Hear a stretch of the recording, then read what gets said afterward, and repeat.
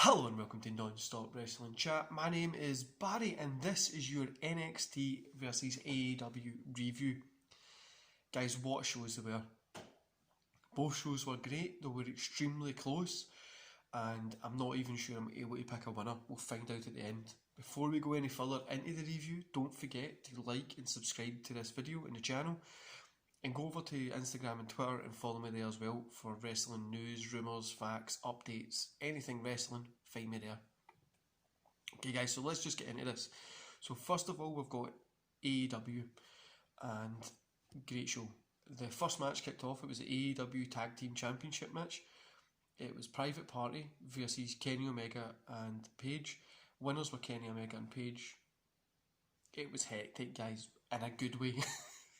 It was like 10 minutes 31, it went by, it felt like 5 minutes, even quicker. It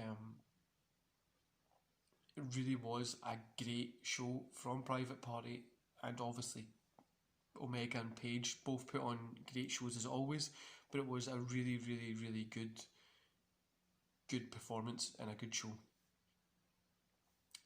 Good match, sorry. The 3 stars in total I gave it. It lacked here and there, and pay-per-view maybe it would have got a little bit higher, but definitely was a great match, probably one of the matches of the night.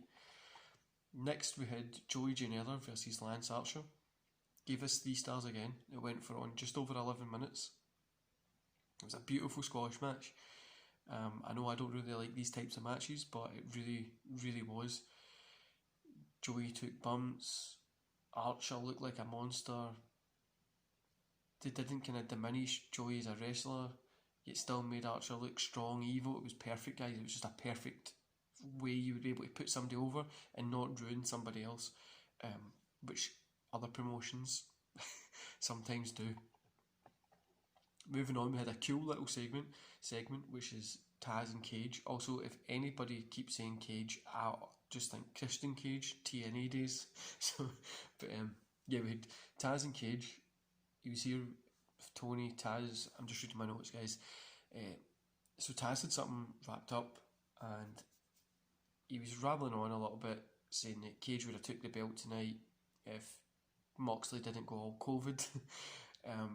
And when he took the thing that he had in the wrapped up, when he took it out, it was the FTW World Championship. Now, I've read quite a lot online that people aren't really that interested in this. They don't get the point. They think it diminishes Cage. But if you actually understand where the FTW Championship came from, way back in the ECW days, all the way through, what it kind of means to go against the things, it was a really cool championship back in the day. Yeah, and I really think it works putting it on Brian Cage, as in it'll be the FTW against the World Championship. I think that would be pretty cool. So then after that we had the Lucha Brothers and the Butcher and the Blade versus FTR and the Young Bucks. Lucha Brothers, Butcher and Blade won. 4-star match, guys. This was just under 16 minutes, sorry. Hands down, great match from open to finish. The Young Bucks sometimes can be a little bit too annoying with like the way they do wrestling, but this was one of their best matches that I've seen, and yeah, 100% was a great match. I definitely recommend to go watch. Then we had Nyla Rose. Sorry for the cut, guys, I was just about to sneeze. So we had Nyla Rose versus Paige and King. Nyla Rose picked up the win. I didn't even give it a rating. It was a squash match. It was okay. It was just there. Once again, I feel the women wrestling in AEW isn't at the same standard as what I've got in WWE. They invested so much into that, so I just think it takes a little bit of time to get there. But okay match. It was too short to give a rating to. Then we had the Dark Order and Colt Cabana versus SCU. 3.5 stars for this one, guys. Really great match. It's a fun to watch. I love Cabana being in here. I like Brody Lee. Everything about what's happening in AEW just now is getting me turned on to be a wrestling fan again. Then the main event, we had Orange Cassidy versus Chris Jericho. Orange finally got to prove that he can in fact wrestle and that his fire and kind of tactics, slow wrestling kind of thing has still got a place and it's very much alive. Jericho really keeps trying to build stars within AEW and it's working. There's no denying that everybody he's touched is getting like a golden touch at the moment. I'd say he's like, you can't even recommend what he was like from my past. Maybe Hogan going to WCW and pulling up the guys down there, but then Hogan, obviously we all know what that happened, but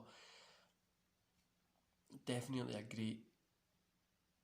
great main event. Gave it 3.5 stars. It went on for just under 20 minutes, but I like Orange Cassidy, but sometimes I get a little bit bored of his work, the way he works, but this was definitely made him. I don't think he's going to be shy this main event kind of picture for a long time. I think he's going to be in there every now and again, and it's definitely going to benefit him. Overall, guys, a whole show I gave a 3.5 stars. I would have gave it 4, but I feel some of the segments lagged just a little, but everything else was great. So overall 3.5 stars, but I've wrote down here, rarely does a show have a layout where everything that happens matters. AEW consistently, every single week, keeps that level high, from the little things like Colt Cabana standing first behind the Dark Order, then being invited to stand side by side with them, to like the larger than life moments, like the Canadian Destroyer from the ring to the outside. Everything really, really matters. I definitely recommend you go check this one out. It's a must see. So now we're going to move on to NXT, which is a must see also, guys. So first of all, we kicked off with a street fight, LeRae versus Yim. Candice LeRae picked up the win. This was just under 16 minutes long, 3 stars in total. It was a hell of a fight, guys. It had some violent moments. It felt fitting for the rivalry. It was a great start to the show. It got me booked in. After Raw, I was really not looking forward to this, but this got me hooked right in. So yeah, it looks like we're going to get people at this point. Mark Henry was there saying that he picks Keith Lee to win in the main event, so it looks like we're going to get kind of legends saying who they think they're going to win. Bronson Reed versus Tony Nez was next. Bronson Reed picked up the win, just over 5 minutes. 2.5 stars for this, guys. It was a solid little match right here. Great showing, enjoyable match. Just compared to the first, I think it was a little bit of a downward kind of spiral, but the first match was the best out of these two so far. Then we had Scott versus Johnny Gargano. I struggle to say that. Johnny Gargano. Just over 14 minutes with this, 3.5 stars. Yeah, I'm glad this one got enough time to run. It was really a good match. There was nothing that you could. Johnny Gargano picked up the win here. He is doing extremely great things. He is a great wrestler, but he's doing great things at the moment, and this definitely just highlights that. After that, we had Breezango and Derek Maverick versus Fatamza. They picked up the win as well, whatever their name is. You can hit it in the comments how I would say it. So it was a fun 6-man tag match. Bell to bell, straight to the end, was fun. I gave this 3 stars.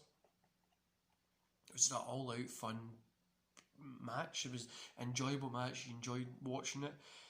Everything that was going on in the ring, out the ring, was good. Next we had Mercedes Martinez versus Santana. Mercedes Martinez picked up the win. It's a squash match, guys. No rating on this, just because it was a squash match. We had Damian Priest, Avinia Ayers.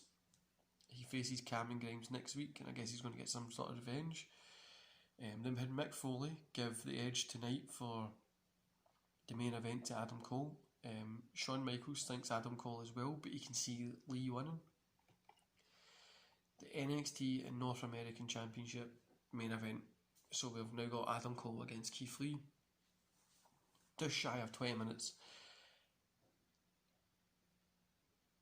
What can I say, guys? It was a 4-star match. It was close to being a 5-star match. There was a little bit of a lull in the match, but it was brilliant. The whole thing from start to finish was great. The highlights for this match is going to be amazing. Yeah, I'd hands down say that was definitely one of the best matches. Well, it was the best match of the night, and out of both shows, I think that could be the best match. Keith Lee picked up the win, which was cool because Keith Lee I love watching the man wrestle. It was a big celebration with confetti and everything at the end. And while he's doing that, we get Cross and Scarlett watching somewhere above the ring. So it's going to obviously work into something sort of thing happening there. So overall, guys, I gave this one a 3.5 stars. It was a great episode of TV. The 2 hours mostly flew by. Everything had a purpose. And yeah, everything had a purpose. Everything, really good matches, and segments were a little bit lowish, obviously. That's why I gave it the 3.5 instead of giving it the 4, just like NXT.